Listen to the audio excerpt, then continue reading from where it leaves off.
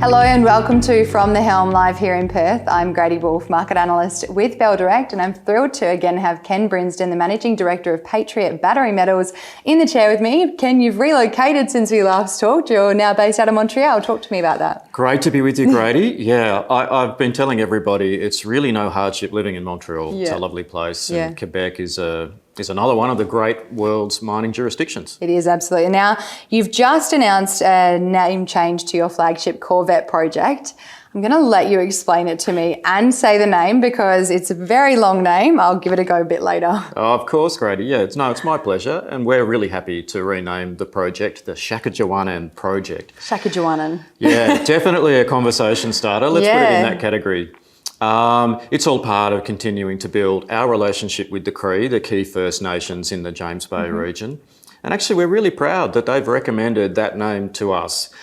As I said, it's a great conversation starter. Great conversation starter. To really introduce people to the concepts around Cree language, what it means, and in this particular case, it's a direct reference to the site. It means climbing a hill or hills that are local to the area. So we're really happy to adopt that name. I appreciate it's a tough one. It's perfect. We'd argue a really important link in the future conversation about what it means to be working with the Cree. And we're really happy to be doing that. It's really important on an ESG point of view that you're actually acknowledging the traditional owners of the land as well. So I think investors are really looking at that kind of fundamental for mining companies at the moment. Yeah. Now, you've just unveiled a major resource update and exploration target for Shaakichiuwaanaan.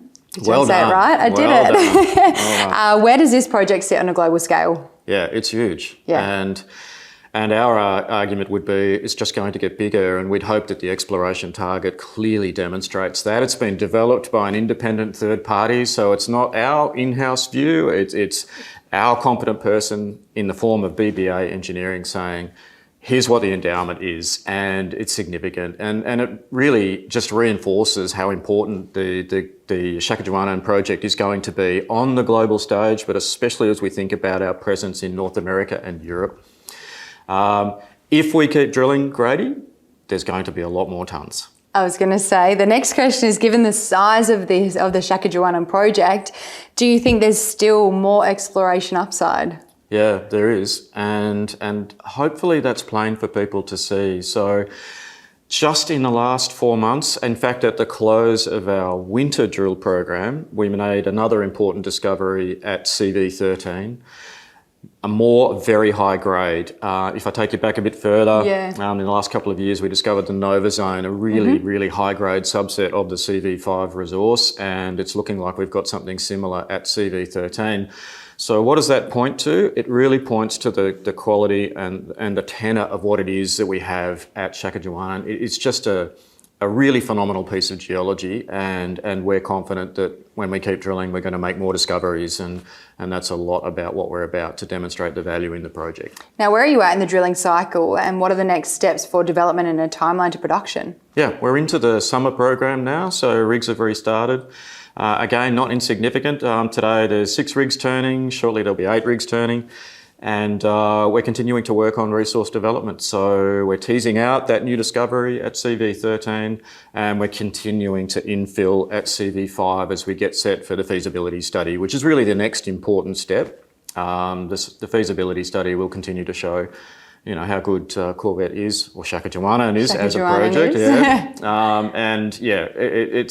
It's all part of the discipline of continuing to deliver in the project. Now, our expectation is that all of that progresses. Our environmental approval documents go in September next year.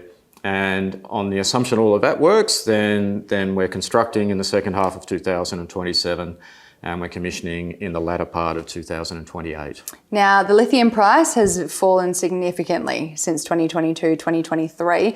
Obviously, the market has kind of been unfavourable to the lithium sector. What do you think the key drivers of this are, and when do you expect a turnaround? It's the complication that China represents to the lithium market, and on the face of it, it works both ways. Now, China has surprised to the upside, if you like, in their ability to create a supply response, so more lithium units in the market. I want to say that they're not particularly high quality, so you could argue that as higher cost production makes its way to the market, you've really set up an environment for longer run higher pricing, and my sense is that's actually what's happening in the lithium market now. As to what China does next, well, they are the key driver of lithium consumption. And the good news is cell costs in China are plummeting. And that's a really important driver in growth in the market. And this is where I think the surprise to the upside ultimately comes from. That's right. Yeah. China will come back to the market. They will need more supply. And you're going to see a price response. I think this is, as frustrating as it is, it's the natural order of things in the lithium world. It's still a relatively small market, growing off a relatively small base, but it has to grow a lot more before the end of this decade, and hence there will be a price response at some point in time. I'm sure your optimism will definitely drive our investor sentiment in the sector moving forward. What's your longer term outlook for lithium, and where do you see the opportunities or bigger opportunities in the North American space? Yeah, well, it's the next big growth market beyond China or North Asia, and that's very much about what we're setting up for. So we don't see ourselves as just another contributor to the China supply base. What we're really about is interconnected mine supply with new chemical capacity in North America and hopefully Europe over time. And that's what we're actively working on. As much as I appreciate shareholders are frustrated with the current state of equity markets, I can tell you that the industry itself is actually really active and thinking about the next wave of growth. And a lot of it is about setting up for North America. So we feel we've got an important part to play, and I'm happy to say that leads to healthy engagement within the industry about that next wave of growth. Ken, thank you for joining us as always from the helm here, and welcome back to Perth, and we can't wait to see what's on the horizon for Patriot Battery Metals. Thanks very much, Grady. Nice to be with you.